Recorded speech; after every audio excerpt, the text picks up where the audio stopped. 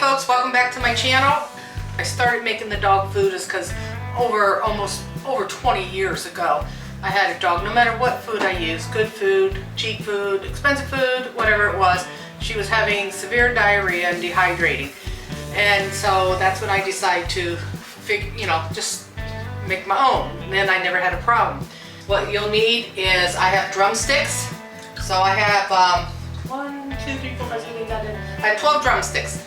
And then I fried up some hamburger. So I have a pound of hamburger. I cooked the chicken really long, and I use it skin and all, just enough to where it just falls off the bone like this. Really good. Put the scraps in there.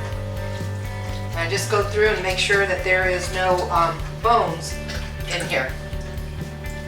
Now I'll save the broth, and then when I empty the juice out of the beans, I do keep the juice, because the juice and the broth, I'll put the juice from the green beans and the carrots in with the broth, then I'll add water to it, and then I'll cook my rice to it. So we use everything, and that way it gives them, with all the broth, it gives them a lot, well, it's good for them. So there'll be more protein. So I keep everything. Everything but the bones. Okay.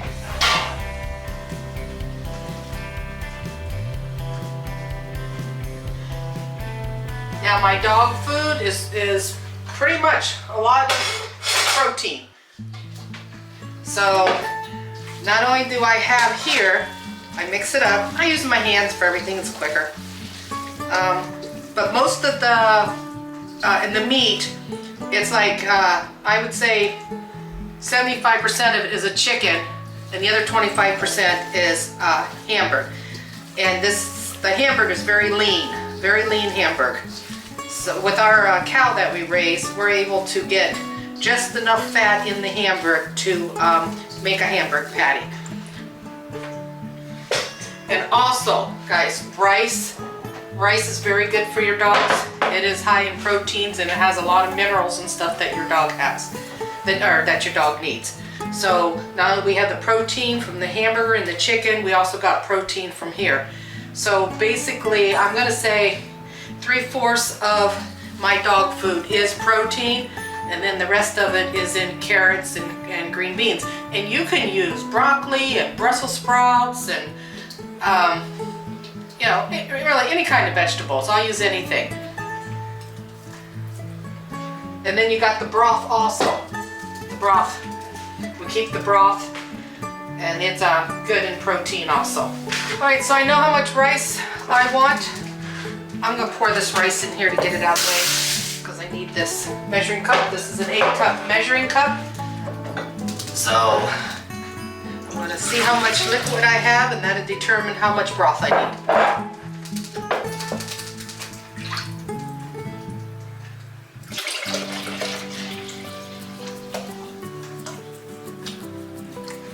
Right there is 8 cups.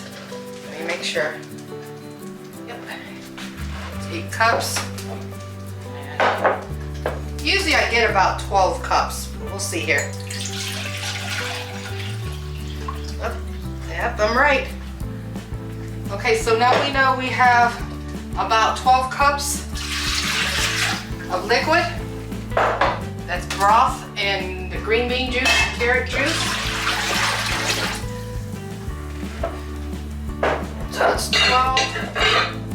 Since I had so much extra broth, what I'm going to do, I'm going to add 4 more cups of water, so that'd make a total of 16 cups of water. Even though I won't use all that much rice, but I will give it to my chickens to eat. So that means at 16 cups, that's 8 cups of rice, but I always add more water than rice, so I will do 7 cups of rice. Alright, go ahead and pour this in. Now, because of the chicken broth having some, being on the greasy side, because I don't strain the fat off, I keep it, and that way the rice does not stick. I don't have sticky rice, it turns out really good this way. Alright, cut these carrots up here. so I can stick them in this processor thing.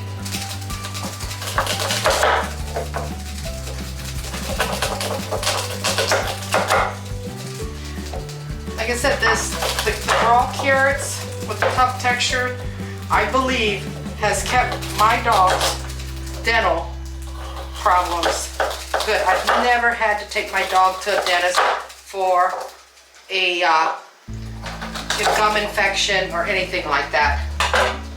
And when my dogs pass away, they usually have 50% of their teeth still left. Even at 15 years old. Well, Sassy was, or not Sassy, Sunshine was 16. But I do give them, sometimes I'll cook their bone, the soup bones you can give the dog you buy. If you cook that in broth really good and let it cool off, well, they'll munch away on that. Another good tip, if your rice gets done and you see where it's still kind of watery but cooked through because you don't want to get it too mushy, and what do I do with that? I'll add oats to it to thicken it up. I think I dropped it on the floor. So just put this in here.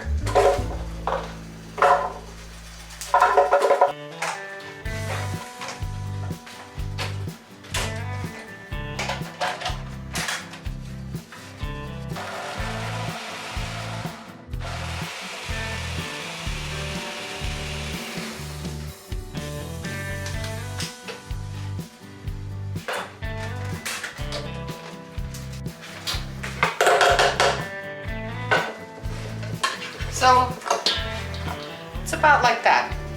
It's a rough texture, and as they're chewing, well, some dogs don't like to chew, they just like to inhale it, but yeah, it's easier. I do everything with my hands here.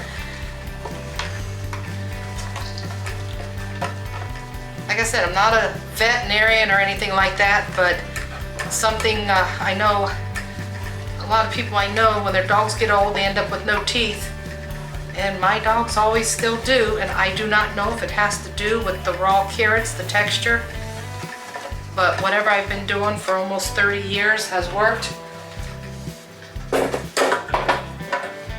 There we go. I do have some canned carrots I want to get rid of.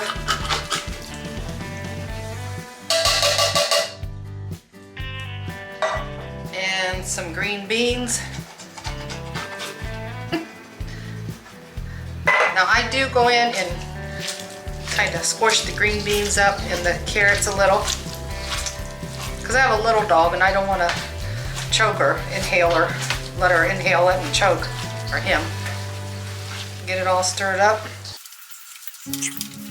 So the only other thing that we need in here will be the rice when it gets done cooking. After the rice cools, where'd my stir stick go? Oh.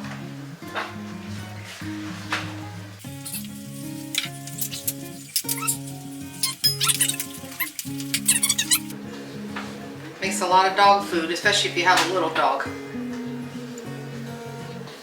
It's real simple, just add the rice, stir everything up real good, let it cool off, and then we'll put it in containers. Now when I put them in the containers, I only put enough in for a 4-day supply. And then stick it in the freezer and thaw it. I'm going to show you pictures of different sized dogs, and I will show you the size and show you about how much that we feed them a day.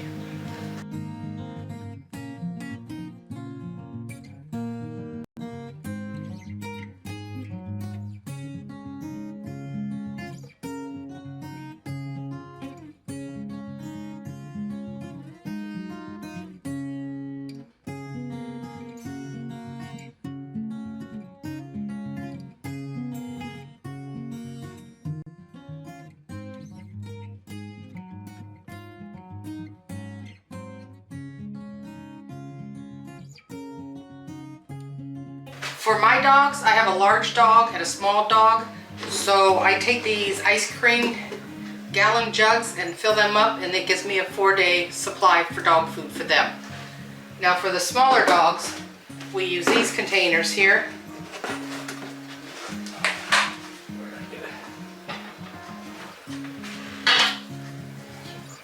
and just fill them up.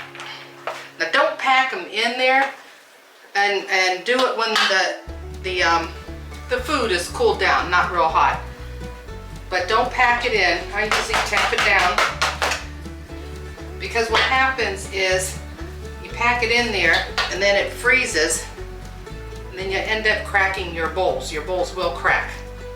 But I usually put it this full, and for two small dogs, this will work good for 4 days supply. Now for a dog, the other dog, she's not a medium, I guess she's a small dog.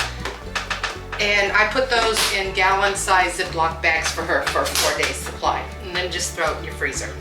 Well, that sums it up for the dog food. Again, like I said, I'm not a veterinarian or anything, but I would check with your vet and make sure everything is good to go to do this. I've been doing this, like I said, pretty close to 30 years, and I have not had hardly any problems, with the dog. But I know every dog situation is different, so check with your vet before doing this. And then my son come along with their 2 dogs, and then the one dog ended up getting sick. She ended up having colonitis, getting dehydrated, and then she came to the point where she couldn't move anymore. So they ended up taking her to the emergency room, and just around $800 to figure out that it was the dog food. Well, no, it wasn't. They didn't say that it was the dog food at the time. So they gave her all these antibiotics, everything, got her all back, and then turn around and same thing started happening again. So my son called me and asked me about the dog food. So I made their dog food, and it's been a year, and she's never had another problem again. Then the other customer that I have, when she started editing, she edits my videos, she come across where she was buying some good quality dog food too. It doesn't have to be, I'm not putting down good quality dog food, because every dog has different issues. So it could be bad food, good food, whatever. Alright, so she was telling me that her dog was starting to have diarrhea and stuff, and I mean, this is diarrhea, it's like running out like water. And then her dog becomes sick, and same thing, like with the other dogs. So I brought up to her about the dog food, about, me making my dog food, about my son. And I think she was a little bit at first, with it. And so she gave it a shot. Like I told her, what do you got to lose? All right, try some other dog food, still have the problem. So she tried it, and now that's been about, I'd probably say 6-7 months now. And so now her dog is not having any more issues. So I'm not saying again that my dog food is the answer to it all. And again, talk with your vet about it. All right, I hope this could help you if you have any problems with your dog. Like I said, you don't have nothing to lose to give it a try. Now the other thing is it cheaper to do it this way? Unless you grow your own food and raise your own beef and stuff like that, like I do, it is cheaper for me. But it comes out the same as some, good quality dog food, the price. So it kind of comes out the same. The only thing extra you have into it is time and making the food. All right, thank you and take care.